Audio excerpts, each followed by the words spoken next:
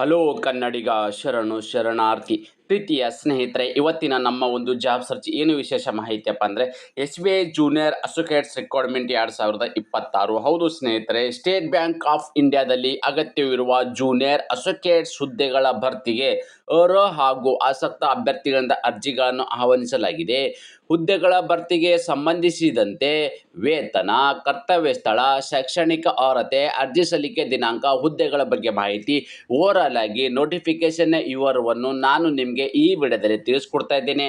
ಪ್ರೀತಿಯ ಸ್ನೇಹಿತರೆ, ನಮ್ಮ ಚಾನಲ್ಗೆ ಮೊದಲ ಬಾರಿ ಭೇಟಿ ನೀಡಿದ್ದರೆ ಸಬ್ಸ್ಕ್ರೈಬ್ ಜೊತೆಗೆ ಬೆಲ್ ಐಕನ್ ಕ್ಲಿಕ್ ಮಾಡೋದನ್ನು ಮರೆಯಬೇಡಿ. ಯಾಕಪ್ಪ ಅಂದರೆ ಪ್ರತಿನಿತ್ಯ ನಾವು ಕೇಂದ್ರ ಸರ್ಕಾರ ಮತ್ತು ರಾಜ್ಯ ಸರ್ಕಾರದ ಹೊಸ ಹೊಸ ಉದ್ಯೋಗ ಮಾಹಿತಿ ಕೊಡೋದ್ರಿಂದ ತಪ್ಪದೆ ನೋಟಿಫಿಕೇಶನ್ ನಿಮಗೆ ಮೊದಲಿಗೆ ಬರಲಿದೆ. ಸ್ನೇಹಿತರೆ, ಮೊದಲಾಗಿ ನಾವಿಲ್ಲಿ ಹುದ್ದೆಗಳ ಬಗ್ಗೆ ಮಾಹಿತಿ ನೋಡೋಣ ಬನ್ನಿ.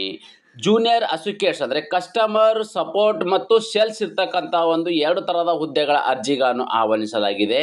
ಕರ್ತವ್ಯ ಸ್ಥಳ ಎಲ್ಲಿಯಪ್ಪ ಅಂತ ಹೇಳಿದ್ರೆ, ಹುದ್ದೆಗೆ ಆಯ್ಕೆಯಾದ ಅಭ್ಯರ್ಥಿಗಳು ಭಾರತಾದ್ಯಂತ ಕೆಲಸವನ್ನು ನಿರ್ವಹಿಸಬೇಕಾಗುತ್ತೆ. ಯಾಕಪ್ಪ ಅಂದರೆ ಇದು SBI ಬ್ಯಾಂಕಿಂದ ಹುದ್ದೆಗಳಾಗಿರೋದ್ರಿಂದ ನೀವು ಭಾರತಾದ್ಯಂತ ಬೇರೆ ಬೇರೆ ಬ್ರಾಂಚ್ಗಳಲ್ಲಿ ಕೆಲಸವನ್ನು ನಿರ್ವಹಿಸಬೇಕಾಗತ್ತೆ, ಕರ್ನಾಟಕ ಸೇರಿದಂತೆ. ಅದೇ ರೀತಿ ಖಾಲಿ ಇರ್ತಕ್ಕಂಥ ಹುದ್ದೆಗಳ ಸಂಖ್ಯೆ ಎಷ್ಟು ಅಂತ ನೋಡೋದಾದರೆ ನಾವಿಲ್ಲಿ ಮೊದಲನೇದಾಗಿ 1538 ಹುದ್ದೆಗಳಿರ್ತಕ್ಕಂಥದ್ದು ಭಾರತಾದ್ಯಂತ. ಅದರಲ್ಲಿ ಕರ್ನಾಟಕಕ್ಕೆ ಮೀಸಲಿರ್ತಕ್ಕಂಥದ್ದು 120 ಹುದ್ದೆಗಳು. ನೋಡಿ, ಭಾರತಾದ್ಯಂತ ಕರೆದಿರ್ತಕ್ಕಂಥ ಒಟ್ಟು ಹುದ್ದೆಗಳು 1538 ಆದರೆ ಕರ್ನಾಟಕಕ್ಕೆ ಮೀಸಲಿರ್ತಕ್ಕಂಥ ಹುದ್ದೆಗಳು 120 ಹುದ್ದೆಗಳಿರಲಿದೆ. ಅದೇ ರೀತಿ ಶೈಕ್ಷಣಿಕ ಅರ್ಹತೆ ಸ್ನೇಹಿತರೆ, ಈ ಒಂದು ಹುದ್ದೆನ ಪಡೆದುಕೊಳ್ಳಬೇಕಾದರೆ ಮುಖ್ಯವಾಗಿ ಯಾವೆಲ್ಲ ಕ್ವಾಲಿಫಿಕೇಷನನ್ನು ಹೊಂದಿರತಕ್ಕಂಥ ಅಭ್ಯರ್ಥಿಗಳು ಈ ಒಂದು ಹುದ್ದೆಗೆ ಅರ್ಜಿಗಳನ್ನು ಸಲ್ಲಿಸಬಹುದು ಅಂದರೆ, ಅಭ್ಯರ್ಥಿಗಳು ಮಾನ್ಯತೆ ಪಡೆದ ವಿದ್ಯಾಸಂಸ್ಥೆಯಿಂದ ಯಾವುದೇ ಪದವಿ, ನೋಡಿ ಎನಿ ಡಿಗ್ರಿ ಪಾಸ್ ಆಗಿರ್ತಕ್ಕಂಥ ಅಭ್ಯರ್ಥಿಗಳು ಈ ಒಂದು ಹುದ್ದೆಗೆ ಅರ್ಜಿ ಸಲ್ಲಿಸಬಹುದು.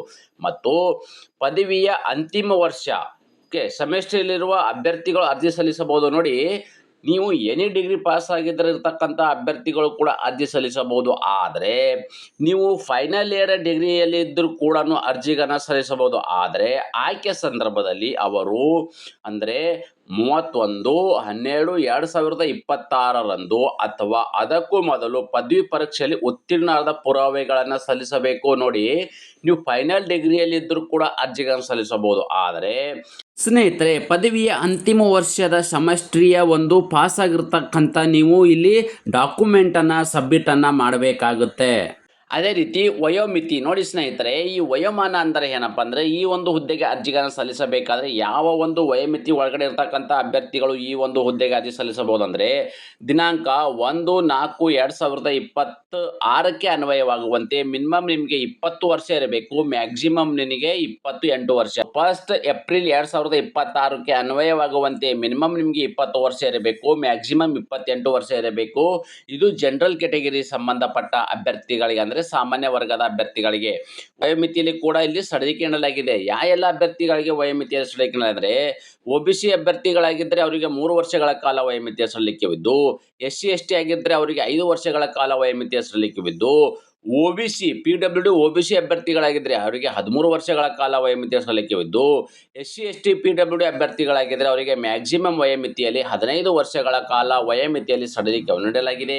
ಸ್ನೇಹಿತರೆ, ವೇತನ ಅಂದರೆ ಆಯ್ಕೆಯಾಗಿರ್ತಕ್ಕಂಥ ಅಭ್ಯರ್ಥಿಗಳಿಗೆ ಪ್ರತಿ ತಿಂಗಳು ಸಿಗ್ತಕ್ಕಂಥ ವೇತನ ಎಷ್ಟು ಅಂತಂದರೆ 24,050 ರೂಪಾಯಿದಿಂದ 64,480 ರೂಪಾಯಿ ಇದು ಪ್ರತಿ ತಿಂಗಳು ಸಿಗ್ತಕ್ಕಂಥ ವೇತನವಾಗಿದೆ. ಅದೇ ರೀತಿ ಈ ಆಯ್ಕೆ ವಿಧಾನ ಹೇಗೆ ಮಾಡ್ತಾರೆ ಅಂದರೆ, ಅಪ್ಲಿಕೇಶನ್ ಹಾಕಿರ್ತಕ್ಕಂಥ ಅಭ್ಯರ್ಥಿಗಳನ್ನ ಸೆಲೆಕ್ಷನ್ ಪ್ರೊಸೆಸನ್ನು ಹೇಗೆ ಮಾಡ್ತಾರಪ್ಪ ಅಂದರೆ, ಮೊದಲನೇದಾಗಿ ಪ್ರಿಮರಿ ಇರ್ತಕ್ಕಂಥ ಒಂದು ಎಕ್ಸಾಮಲ್ಲಿ ನಡೆಸಲಾಗುವುದು. ಇದಾದ ನಂತರ ಮುಖ್ಯ ಪರೀಕ್ಷೆ ನಡೆಸಲಾಗುವುದು. ಈ ಮುಖ್ಯ ಪರೀಕ್ಷೆ ಆದ ನಂತರ ಮತ್ತು ಸ್ಥಳೀಯ ಭಾಷೆ ಪ್ರಾವೀಣ್ಯತೆ ಪರೀಕ್ಷೆ ತಾತ್ಕಾಲಿಕವಾಗಿ ಆಯ್ಕೆಯಾದ ಅಭ್ಯರ್ಥಿಗಳು ಅರ್ಜಿ ಸಲ್ಲಿಸಿದ ರಾಜ್ಯದ ಯಾವುದೇ ನಿರ್ದಿಷ್ಟ ಸ್ಥಳೀಯ ಭಾಷೆಯನ್ನು ವ್ಯಾಸಂಗ ಅಂದರೆ 10ನೇ ತರಗತಿ ಅಥವಾ 12ನೇ ತರಗತಿ ವ್ಯಾಸಂಗವನ್ನು ಮಾಡಿದ್ದರೆ ಅಂಥ ಅಭ್ಯರ್ಥಿಗಳು ಸ್ಥಳೀಯ ಭಾಷೆ ಪ್ರಾವೀಣ್ಯತೆ ಪರೀಕ್ಷೆ ಆಗಬೇಕು. ನೋಡಿ, ನೀವು ಇಲ್ಲಿ ಮೊದಲನೇದಾಗಿ 2 ಥರದ ಎಕ್ಸಾಮನ್ನು ನಡೆಸ್ತಾರೆ. ಇದು ಮೊದಲನೇದಾಗಿರ್ತಕ್ಕಂಥದ್ದು. ಒಂದು ಪ್ರೈಮರಿ ಎಕ್ಸಾಮ್ ಇರ್ತಕ್ಕಂಥದ್ದು, ಮುಖ್ಯ ಎಕ್ಸಾಮ್ 2 ಥರ ಮೇನ್ ಆಗಿರ್ತಕ್ಕಂಥದ್ದು. ಇದು ಅಲ್ಲದೆ ಯಾವುದೇ ಒಂದು ರಾಜ್ಯದ ನೀವು ಅರ್ಜಿಗಳನ್ನು ಸಲ್ಲಿಸಬೇಕಾದ್ರೆ ಸ್ಥಳೀಯ ಭಾಷೆಯನ್ನಾಗಿ ನೀವು ಓದಲು ಮತ್ತು ಬರೆಯಲು ಬರಲೇಬೇಕಾಗುತ್ತೆ. ಅಂಥ ಅಭ್ಯರ್ಥಿಗಳಿಗೆ ಒಂದು ಎಕ್ಸಾಮ್ ನೀಡಲಾಗುವುದು. ಸ್ಥಳೀಯ ಭಾಷೆಯಲ್ಲಿ ನೀವು ಎಕ್ಸಾಮ್ ಪಾಸ್ ಆಗಿರ್ತಕ್ಕಂಥ ಅಭ್ಯರ್ಥಿಗಳು ಈ ಒಂದು ಹುದ್ದೆಯಲ್ಲಿ ನೀವು ಎಕ್ಸಾಮನ್ನು ಕ್ವಾಲಿಫೈನ ಆಗಲಿಕ್ಕೆ ಸಾಧ್ಯತೆ ಆಗುತ್ತೆ. ಓಕೆ. ಅದೇ ರೀತಿ ಪ್ರೈಮರಿ ಇರ್ತಕ್ಕಂಥ ಮಾದರಿ ಪ್ರಶ್ನೆ ಪತ್ರಿಕೆ ಎಲ್ಲ ಯಾವ ಥರ ಇರ್ತದೆ ಅಂತ ನಾವಿಲ್ಲಿ ಮಾಹಿತಿ ನೋಡೋದಾದರೆ ತಾವುಗಳು ಇಲ್ಲಿ ಗಮನಿಸಬಹುದಾಗಿದೆ. ನೋಡಿ, ಯಾವ ಒಂದು ಕ್ವಶನ್ಸ್ ಕೇಳಲಾಗೋದು, ಯಾವ ಒಂದು ಆಧಾರದಲ್ಲಿ ಎಷ್ಟು ಕ್ವಶನ್ಸನ್ನು ಕೇಳ್ತಾರೆ, ಎಷ್ಟು ಮಾರ್ಕ್ಸನ್ನು ಇರ್ತದೆ, ಅದಕ್ಕೆ ಇರ್ತಕ್ಕಂಥ ಕಾಲಾವಧಿ ಎಷ್ಟು ಅಂತ ನೋಡಿದ್ರೆ ಇಂಗ್ಲೀಷ್ ಲ್ಯಾಂಗ್ವೇಜ್ ಬಗ್ಗೆ ತಾವುಗಳು ಗಮನಿಸ್ತಾ ಇದ್ದೀರಿ. 30 ಕ್ವಶನ್ಸ್ ಇರ್ತಕ್ಕಂಥದ್ದು. ಓಕೆ, 30 ಮಾರ್ಕ್ಸ್ ಇರ್ತಕ್ಕಂಥದ್ದು, 20 ನಿಮಿಷ ಅದಕ್ಕೆ ಕಾಲಾವಧಿ ಇದೆ ಎಕ್ಸಾಮನ್ನು ಬರೆಯೋದಕ್ಕೆ. ಅದೇ ರೀತಿ ನ್ಯೂಮರಿಕಲ್ ಅಬಿಲಿಟಿ ಇರ್ತಕ್ಕಂಥದ್ದಿಗೆ ನಾವಿಲ್ಲಿ ಮಾಹಿತಿ ನೋಡೋದಾದರೆ 35 ಕ್ವಶನ್ಗೆ 35 ಮಾರ್ಕ್ಸ್ ಇರ್ತಕ್ಕಂಥದ್ದು, 20 ನಿಮಿಷ ಅದಕ್ಕೆ ಕಾಲಾವಧಿ ಇದೆ. ಅದೇ ರೀತಿ ರೀಸನಿಂಗ್ ಇರ್ತಕ್ಕಂಥ ಅಬಿಲಿಟಿ ಇರ್ತಕ್ಕಂಥದ್ದಿಗೆ ಇವರಿಗೆ ಇರ್ತಕ್ಕಂಥದ್ದು 35 ಕ್ವಶನ್ಸ್ಗೆ ಇರ್ತಕ್ಕಂಥದ್ದು ಎಷ್ಟು 35 ಕ್ವಶನ್ಸೇ 35 ಮಾರ್ಕ್ಸ್ ಇರ್ತಕ್ಕಂಥದ್ದು, ಇವರಿಗಿರ್ತಕ್ಕಂಥದ್ದು 20 ನಿಮಿಷ ಕಾಲಾವಧಿ ಇದೆ. ಒಟ್ಟಾರೆಯಾಗಿ ನೋಡೋದಾದರೆ ನಿಮಗೆ ಇಲ್ಲಿ ಟೋಟಲ್ ಆಗಿ 100 ಅಂಕಗಳ ಒಂದು ಕ್ವಶನ್ ಪೇಪರ್ಗೆ 100 ಅಂಕಗಳ ಒಂದು ಮಾರ್ಕ್ಸನ್ನು ಇರ್ತದೆ. ಒಟ್ಟಾರೆಯಾಗಿ ಇಲ್ಲಿ 1 ಅವರ್ ನಿಮಗೆ ಎಕ್ಸಾಮ್ ಬರೆಯೋಕ್ಕೆ ಕಾಲಾವಧಿ ಇದೆ. ಅದೇ ರೀತಿ ಮುಖ್ಯ ಮಾದರಿ ಪರೀಕ್ಷೆಯನ್ನು ಬರೆಯೋಕ್ಕೆ ನಿಮಗೆ ಯಾವ ಒಂದು ಪ್ಯಾಟರ್ನಲ್ಲಿ ಕ್ವಶನ್ಸ್ಗೆ ಕೇಳ್ತಾರೆ, ಅದಕ್ಕೆಲ್ಲ ಇರ್ತಕ್ಕಂಥ ಮಾರ್ಕ್ಸ್ ಎಷ್ಟಪ್ಪ ಅಂದರೆ ನೇಮ್ ಆಫ್ ದ ಟೆಸ್ಟ್ ಅವುಗಳಲ್ಲಿ ಗಮನಿಸ್ತಾ ಇದ್ರಿ. ನಂಬರ್ ಆಫ್ ಕ್ವಶನ್ಸ್ ಇರ್ತಕ್ಕಂಥದ್ದು, ನಂಬರ್ ಆಫ್ ಮಾರ್ಕ್ಸ್ ಇರ್ತಕ್ಕಂಥದ್ದು, ಅದಕ್ಕೆ ಡ್ಯೂರೇಷನ್ ಅವರ್ಸ್ ಇರ್ತಕ್ಕಂಥದ್ದು. ಜನರಲ್ ಮತ್ತು ಫೈನಾನ್ಸ್ ಅವರೇಜ್ ಬಗ್ಗೆ ಇಲ್ಲಿ ಕ್ವಶನ್ ನೀಡಲಾಗೋದು. ಅವರಿಗಿರ್ತಕ್ಕಂಥದ್ದು ಒಟ್ಟು ಇಲ್ಲಿ 50 ಕ್ವಶನ್ಗೆ 50 ಮಾರ್ಕ್ಸು 35 ಮಿನಿಟ್ಸ್ ಇರ್ತಕ್ಕಂಥದ್ದು. ಅದೇ ರೀತಿ ಜನರಲ್ ಇಂಗ್ಲೀಷಿಗೆ ಇರ್ತಕ್ಕಂಥದ್ದಿಗೆ ಇಲ್ಲಿ 40 ಕ್ವಶನ್ಸ್ ಇರ್ತಕ್ಕಂಥದ್ದು. ನೋಡಿ, 40 ಕ್ವಶನ್ಸ್ಗೆ 40 ಮಾರ್ಕ್ಸು 35 ನಿಮಿಷ ಇಲ್ಲಿ ಕಾಲಾವಧಿ ಇದೆ. ಮತ್ತು ಆಪ್ಟಿಟ್ಯೂಡ್ ಇರ್ತಕ್ಕಂಥದ್ದಿಗೆ ತಾವುಗಳು ಇಲ್ಲಿ ಗಮನಿಸ್ತಾ ಇದ್ರಿ. ಇಲ್ಲಿ 50 ಕ್ವಶನ್ಗೆ 50 ಮಾರ್ಕ್ಸ್ ಇರ್ತಕ್ಕಂಥದ್ದು 45 ನಿಮಿಷ ಟೈಮ್ ಇರ್ತದೆ. ಅದೇ ರೀತಿ ರೀಸನೇಬಿಲಿಟಿ ಮತ್ತು ಕಂಪ್ಯೂಟರ್ ಆಪ್ಟಿಟ್ಯೂಡ್ ಇರ್ತಕ್ಕಂಥ ಒಂದು ಈ ಸಬ್ಜೆಕ್ಟ್ ಬಗ್ಗೆ ಕ್ವಶನ್ ಕೇಳ್ತಾರೆ. 50 ಕ್ವಶನ್ಗೆ 60 ಮಾರ್ಕ್ಸ್ ಇರ್ತಕ್ಕಂಥದ್ದು 45 ನಿಮಿಷ ಕಾಲಾವಧಿ ಇದೆ. ಓಕೆ, ಸೊ ಒಟ್ಟಾರೆ ಹೇಳಬೇಕಪ್ಪ ಅಂತಂದರೆ ಒಟ್ಟಾರೆಗೆ ಇಲ್ಲಿ 190 ಕ್ವಶನ್ಸ್ಗೆ 200 ಮಾರ್ಕ್ಸ್ ಇರ್ತಕ್ಕಂಥದ್ದು ನಿಮಗೆ 2 ಅವರ್ ಅಂದರೆ 2 ಗಂಟೆ 40 ನಿಮಿಷ ಇದೆ ಈ ಒಂದು ಎಕ್ಸಾಮನ್ನು ನಿಮಗೆ ಬರೆಯೋಕ್ಕೆ ಕಾಲಾವಧಿ ಇರ್ತಕ್ಕಂಥದ್ದು. ಓಕೆ ಸ್ನೇಹಿತರೆ, ಅದೇ ರೀತಿ ಪರೀಕ್ಷಾ ಕೇಂದ್ರಗಳು ಎಲ್ಲಿದ್ದಾವೆಯಪ್ಪ ಅಂತಂದರೆ ಬೆಂಗಳೂರು ಸೇರಿದಂತೆ ಅಂದರೆ ಬೆಂಗಳೂರು, ಬೆಳಗಾವಿ, ಕಲಬುರಗಿ, ಹುಬ್ಬಳ್ಳಿ, ಧಾರವಾಡ, ಮಂಗಳೂರು, ಮೈಸೂರು, ಶಿವಮೊಗ್ಗ, ಉಡುಪಿ, ಕರ್ನಾಟಕದಾದ್ಯಂತ ಇಷ್ಟು ಒಂದು ಜಿಲ್ಲೆಗಳಲ್ಲಿ ಎಕ್ಸಾಮ್ ಕೇಂದ್ರಗಳು ಇರ್ತಕ್ಕಂಥದ್ದು. ನೀವು ಇದರಲ್ಲಿ ಯಾವುದಾದ್ರೂ ನಿಮಗೆ ನಿಯರ್ ಬೈ ಮತ್ತು ಅದೇ ಜಿಲ್ಲೆದವರಾಗಿದ್ದರೆ ಆ ಒಂದು ಎಕ್ಸಾಮ್ ಕೇಂದ್ರಗಳನ್ನು ನೀವು ಚೂಸನ್ನು ಮಾಡ್ಕೋಬೋದಾಗಿದೆ ಅರ್ಜಿಗಳನ್ನು ಸಲ್ಲಿಸಬೇಕಾದ್ರೆ. ಸ್ನೇಹಿತರೆ, ಅರ್ಜಿ ಸಲ್ಲಿಕೆ ವಿಧಾನ ಹೇಗೆ ಅಪ್ಪ ಅಂತಂದರೆ ಅಭ್ಯರ್ಥಿ ಹುದ್ದೆಗೆ ಆನ್ಲೈನ್ ಮೂಲಕವೇ ಅರ್ಜಿಗಳನ್ನು ಸಲ್ಲಿಸಬೇಕು. ಆನ್ಲೈನ್ ಮೂಲಕವೇ ಅರ್ಜಿಗಳನ್ನು ಹೇಗೆ ಸಲ್ಲಿಸಬೇಕು ಎಂಬುದನ್ನು ವಿವರಿಸುತ್ತೇನೆ, ಗಮನಿಸಿ. ಸ್ನೇಹಿತರೆ, ತಾವುಗಳು ಇಲ್ಲಿ ಗಮನಿಸ್ತಾ ಇದ್ರಿ ಅರ್ಜಿಯ ಶುಲ್ಕ ಬಗ್ಗೆ ಮಾಹಿತಿ ನೋಡ ಬನ್ನಿ.